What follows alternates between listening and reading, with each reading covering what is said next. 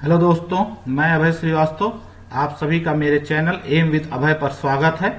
मैं आज sources of the constitution यानी संविधान के स्रोत का रिवीजन करूंगा, जो 20 क्वेश्चन जो अपलोड किए हैं पिछले 2 दिनों में।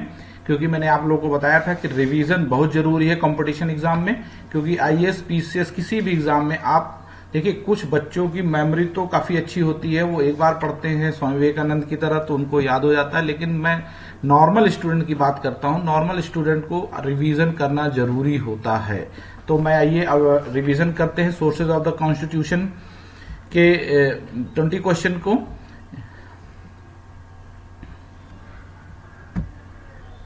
भारत के संविधान में उद्देशिका का विचार लिया गया है। भारत देखिए, उद्देशिका यानी प्रियम्बल का विचार यूएसए के संविधान से लिया गया है। ये ऑप्शन डी होगा इसका। भारतीय राजनीतिक व्यवस्था में इनमें से कौन सर्वोच्च है? देखिए, सर्वोच्च न्यायालय, संविधान, संसद, धर्म। देखिए, संसद भी सर्वोच्च होती है और संविधान, क्योंकि संविधान दिया हुआ है।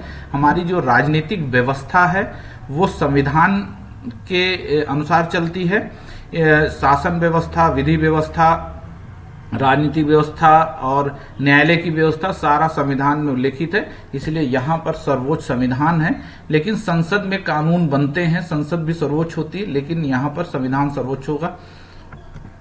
भारत में न्यायिक पुनरीक्षण यानी जुडिशियल रिव्यू की संकल्पना निम्नांकित देश के संविधान से ली गई है। देखिए, जुडिशियल रिव्यू का मतलब होता है कि वे कानून जो संविधान का उल्लंघन करते हैं उनको सर्वोच्च न्यायालय शून्य घोषित कर सकता है। ठीक है, तो ये हमारे संयुक्त राज्य अमेरिका से लिया गया है। भारत की संघात्मक व्यवस्था निम्नलिखित में से किस देश से संबंधित है? भारत की संघात्मक व्यवस्था जो है वो कनाडा से संबंधित है, क्योंकि वहां केंद्र का कानून काफी मजबूत है।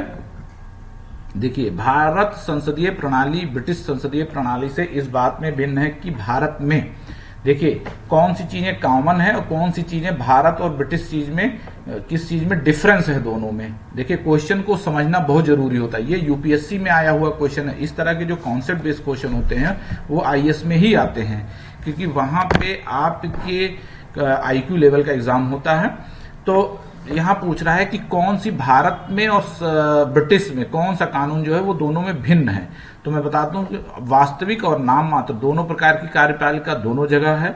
सामूहिक उत्तरदायित्व यानी कलेक्टिव रिस्पॉन्सिबिलिटी लोकसभा के प्रति सांसदों की जिम्मेदारी होती है। सभी लोकसभा में कलेक्टिव रिस्पॉन्सिबिलिटी, ये भी भारत और ब्रिटिश संसदीय प्रणाली दोनों जगह है। द्विसदनीय विधायिका, ये द्विसदनीय विधायिका लोकसभा राज्यसभा यहाँ पे भी है और वहां पे भी लोअर हाउस अपर हाउस है ब्रिटिश में भी। और जुडिशियल रिव्यू यानी न्यायिक पुनरावलोकन, ये अमेरिका में है और भारत में है, ये दोनों में कॉमन नहीं है। ये ऑप्शन डी होगा। ठीक है, न्यायिक पुनरावलोकन की व्यवस्था, देखिए न्यायिक पुनरावलोकन की व्यवस्था केवल भारत में है। ऑप्शन बी है केवल यूएसए में है। ये दोनों जगह पे है, भारत और यूएसए दोनों में है। तो ऑप्शन इसका आंसर सी होगा। ठीक है, निम्नलिखित में से कौन सा लक्षण भारतीय प्रसंग और अमेरिकी प्रसंग में समान रूप से पाया जाता है? देखिए, जो भारत और अमेरिका दोनों में पाया जाता है। देखिए, एकल नागरिकता का प्रावधान केवल भारत में है, अमेरिका में नहीं है। अमेरिका में ड्यूअल सिटीजनशिप है। ये मैं कभी नागरिकता पढ़ाऊंगा आप लोग को तो उस पर बताऊंगा पूरा विस्तृत रूप से। संविधान की 3 अनुसूचियां, देखिए संविधान की 3 सूचियां जो हैं वो भारत में है। न्यायपालिका की द्वैधता, देखिए न्यायपालिका की द्वैधता जो है वो अमेरिका में है, भारत में नहीं है। भारत में एकल नागरिकता है। संविधान के निर्वचन के लिए प्रसंघीय उच्चतम न्यायालय, देखिए ये जो है भारत और अमेरिका दोनों जगह समान रूप से पाया जाता है कि किसी भी संविधान की जो अंतिम व्याख्या है वो उच्चतम न्यायालय ही करेगा। ये ऑप्शन डी होगा। निम्नलिखित में से कौन सा कथन सत्य है? संयुक्त राज्य अमेरिका में सरकार की संघीय प्रणाली है, ये कथन सत्य है। भारत में सरकार की संघीय और एकात्मक दोनों प्रकार की प्रणाली है। देखिए, भारत में एकात्मक अधिक, संघीय कम प्रकार की प्रणाली है।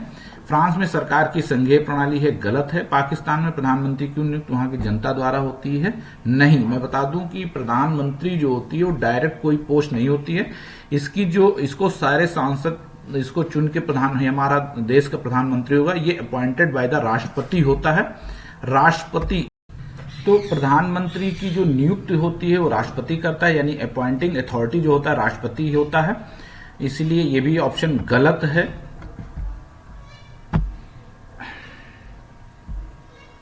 भारत के संविधान में सम्मिलित समवर्ती सूची किस देश की देन है? देखिए, समवर्ती सूची यानी कॉन्करेंट लिस्ट मैं आपको बता चुका हूं। कॉन्करेंट लिस्ट ये 7वीं अनुसूची में दिया हुआ है। आज पे केंद्र और राज्य दोनों कानून बना सकते हैं। ये ऑस्ट्रेलिया से लिया गया है, ये ऑस्ट्रेलिया से लिया गया है। भारत ने समवर्ती सूची की संकल्पना उद्धृत की है। देखिए, भारत ने समवर्ती सूची की संकल्पना जो है ऑस्ट्रेलिया के संविधान से लिया हुआ है। ये ऑस्ट्रेलिया यानी जो है ये ऑस्ट्रेलिया से लिया गया है। ठीक है। भारत के संविधान निर्माताओं ने 7वीं अनुसूची में वर्णित समवर्ती की अवधारणा को ग्रहण किया है। देखिए, समवर्ती माने कॉन्करेंट लिस्ट हो गया, और कॉन्करेंट लिस्ट का मतलब हो गया कि कॉमन लिस्ट यानी केंद्र और राज्य दोनों कानून बना सकते हैं। अगर दोनों में किसी बात पर लेकर मतभेद है तो केंद्र का कानून मान्य होगा। ये ऑस्ट्रेलिया के संविधान से लिया गया है। भारतीय संविधान में राज्य के नीति निर्देशक तत्वों की संकल्पना किस देश के संविधान पर आधारित है? देखिए, राज्य के नीति निर्देशक तत्वों को इंग्लिश में कहते हैं directive principle of state policy. और directive principle of state policy का मतलब हो गया कि जब राज्य नीतियां बनाएगा तो जो आर्टिकल 36 से लेकर आर्टिकल 51 तक जो दिशा निर्देशन दिया है उन दिशा निर्देशों को ध्यान में रखेगा। ठीक है, ये हमारे आयरलैंड से लिया गया है। भारतीय संविधान में अन्य देशों के संविधान से कुछ विशिष्टता को लिया गया है। किस देश का राज्य के नीति निर्देशक तत्व के निर्माण में योगदान है? आयरलैंड। ये ऑप्शन बी इसका आंसर सही होगा। राज्यसभा के गठन में प्रतिभा, अनुभव एवं सेवा को प्रतिनिधित्व देने में भारतीय संविधान निर्माता निम्नांकित उदाहरण से प्रभावित हुए थे। देखिए, मैं बता दूं कि राज्यसभा में प्रतिभा, अनुभव एवं सेवा के आधार पर 12 लोगों को रिप्रेजेंटेटिव यानी राज्यसभा का सदस्य बनाया जाता है। ये कहां से लिया गया? ये भी आयरिश गणतंत्र यानी आयरलैंड से लिया गया था।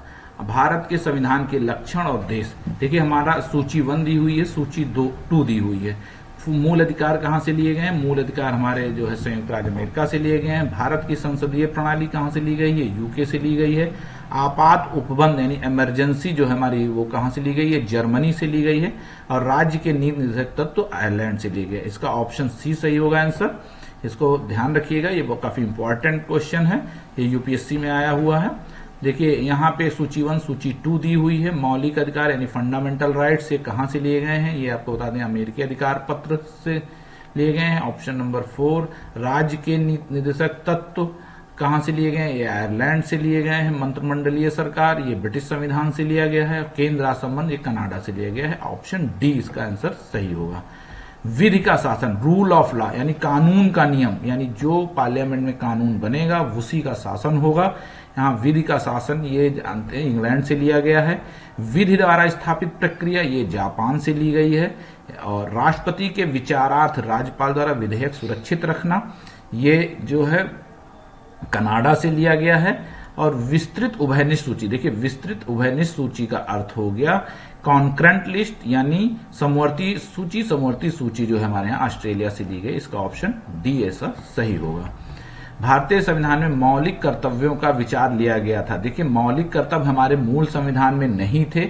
ये 1976 में 42वें संविधान संशोधन यानी 42nd कॉन्स्टिट्यूशनल अमेंडमेंट जो हुए थे उसमें जोड़ा गया था। ये हमारे मूल संविधान में नहीं थे, ये रूस से लिया गया था। ऑप्शन सुन, इसको 1990 के पहले पूर्व सोवियत संघ था। ठीक है। अब भारतीय संविधान में सन्निहित मूल अधिकारों की अवधारणा किस देश के संविधान से ग्रहण की गई थी? देखिए, फंडामेंटल राइट्स कई बार में प्रीवियस क्वेश्चन में आ चुका है। ये संयुक्त राज्य अमेरिका से ली गई थी। ठीक है। लिखित संविधान का प्रारंभ किस देश से हुआ था? देखिए, लिखित संविधान का प्रारंभ अमेरिका से हुआ था। और अमेरिका का संविधान लेकिन काफी छोटा संविधान है लिखित रूप में, और भारत का संविधान काफी विस्तृत, काफी लंबा, काफी बड़ा संविधान है लिखित रूप में। मैं 20 क्वेश्चन डिस्कस कर चुका हूं दोस्तों। आप सभी का मेरे चैनल पर बने रहने के लिए धन्यवाद। आप सभी मेरे चैनल अगर मेरे वीडियोस पसंद आते हैं तो उसको सब्सक्राइब करिए, लाइक करिए और मेरे मोटिवेशन को बढ़ाते रहिए। धन्यवाद।